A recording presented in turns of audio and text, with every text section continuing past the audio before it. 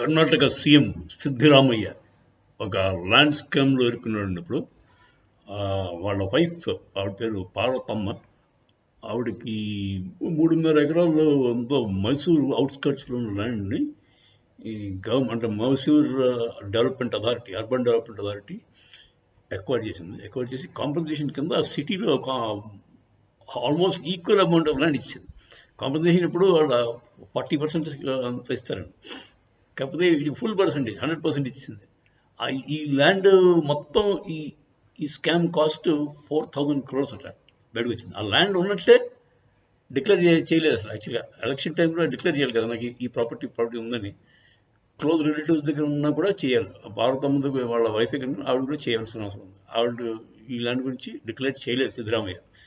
ఎందుకు చేయలేదని అంటే వాళ్ళ బ్రదర్, అంటే వాళ్ళ బామ్మర్ది ఇచ్చాడు, తర్వాత ఇచ్చాడు అని చెప్పాడు.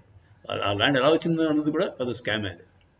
సో ఇది కాంగ్రెస్ వాళ్ళలోనే, అంటే డికే శివకుమార్ తాలూకు ఫ్యాక్షన్ ఉంది కదా, వాళ్ళు దీన్ని రేకెత్తించి ఆయన సిద్ధరామయ్యని దింపించడానికి ప్రయత్నం చేయొచ్చు.